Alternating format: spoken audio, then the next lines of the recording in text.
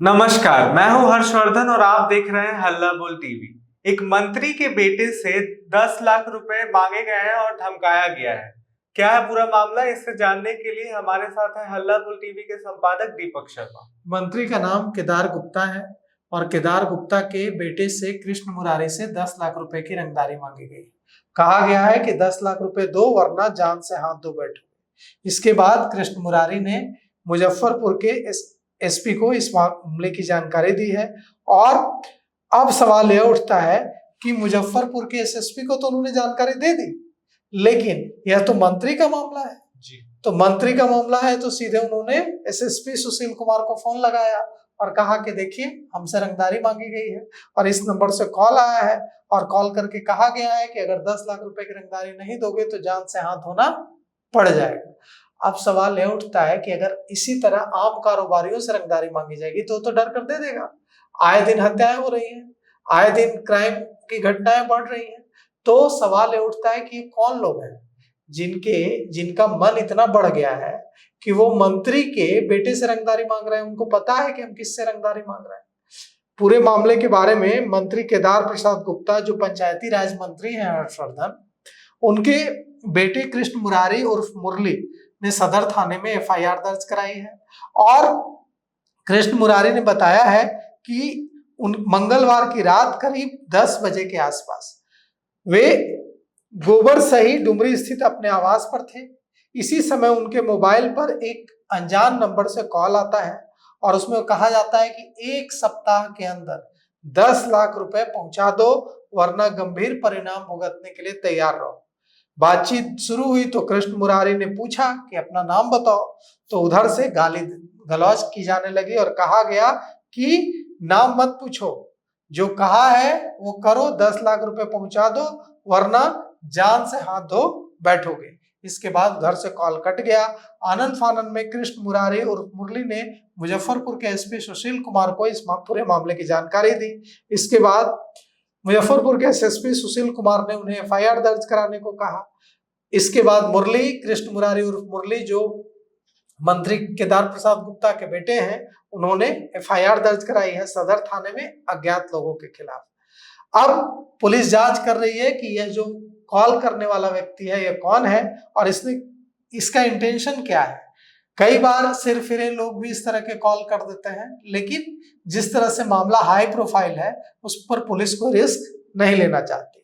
अब call detail के आधार पर नंबर की जांच पड़ताल की जा रही है। एसएसपी सुशील कुमार ने कहा है कि जल्द ही गिरफ्तारी होगी जिसने भी यह कॉल किया होगा उसकी। जी, सवाल ये भी उठता है कि जब एक मंत्री के परिवार को धमकी आ सकती है तो आम जनता कितनी सुरक्षित है? देखिए, लगातार इस तरह की चीजें जब आ रही हैं तो इससे पुलिस भी यही कह रही है लोगों से कि अगर आपको किसी तरह की धमकी आती है या किसी तरह के कॉल्स आते हैं या कोई आपको तंग करता है तो आप डरिए मत, सीधे पुलिस से संपर्क कीजिए। जैसे मंत्री के बेटे को धमकी आई तो उन्होंने अपनी बात एसएसपी को रखी। आम लोगों को अगर आम किसी कारोबारी को धमकी आती है तो वे भी अपनी बात रख सकते हैं पुलिस के पास जाकर और पुलिस को कार्रवाई करनी भी चाहिए। लेकिन आपका सवाल सही है कि कई बार क्या होता है कि जब मामला हाई प्रोफाइल होता है, मंत्री से जुड़ा हुआ मामला है, बड़े अधिकारियों से जुड़ा हुआ मामला है, तो पुलिस तेजी से कार्रवाई करती है। वहीं आम कारोबारी से जुड़ा हुआ मामला है तो पुलिस धीमी रफ्तार से चलती है, कहती है कि प्रक्रिया दर्ज होगी, प्रक्रिया के मुताबिक काम होगा, पहले एफआईआर दर्ज होगी, उसके बाद हम देखेंगे, सोचेंगे, कल आइए। थाने में मुंशी भी कई बार डांट के भगा देता है कि ठीक है कल आइएगा, क्या धमकी, ऐसा ही कोई कर दिया होगा, सिर फिरा, क्या गंभीरता से ले रहे हैं, जाइए घर आराम कीजिए। दिक्कत यह है कि आज मोबाइल फोन सबके पास है और मोबाइल फोन उसके पास भी है जिसकी दिमागी हालत ठीक नहीं होती। अभी देखिए कुछ समय पहले क्या हुआ था, उपेंद्र कुशवाहा जो आरएलएम के नेता हैं, सांसद हैं, पूर्व केंद्रीय मंत्री हैं, उपेंद्र कुशवाहा को एक व्यक्ति ने फोन किया और इसी तरह की धमकी दी।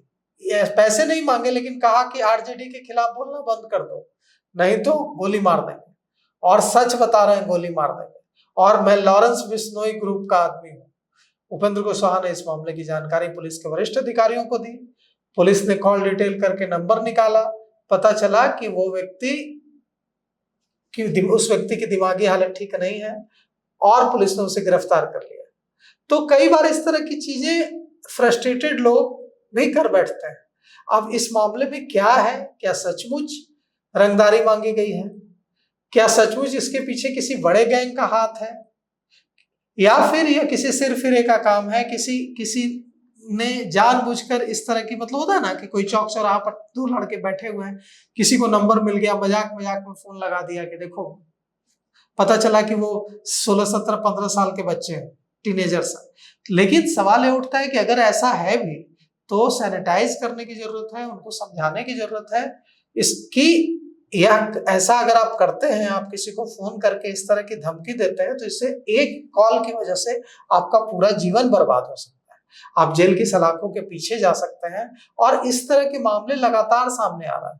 जब पटना एयरपोर्ट पर फोन करके धमकी दे दी जा रही है कि उड़ा देंगे, गुरुद्वारा को धमकी दे दी जा रही है कि उड़ा देंगे, और पता चल रहा है कि उसके पीछे कई बार मानसिक रूप से अस्वस्थ लोग, कई बार टीनेजर्स, कई बार मतलब तरह तरह की चीजें सामने आ रही हैं। कम ही ऐसा होता है कि इसके पीछे अपराधी होते हैं, लेकिन पुलिस इस मामले को इतनी आसानी से छोड़ भी नहीं सकती है कि नहीं नहीं, 3 बार ऐसा हुआ, 2 बार ऐसा हुआ तो इसमें भी कोई गैंग का हाथ नहीं होगा।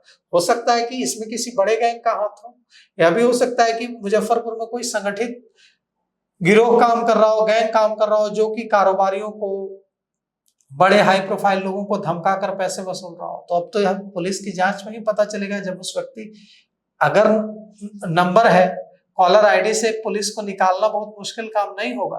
पुलिस दबोची लेगी आज या कल, उसके बाद देखिए क्या होता है इस मामले में। तो सुना आपने क्या है पूरा मामला। आगे की खबरों के लिए बने रहे हल्ला बोल टीवी के साथ। धन्यवाद।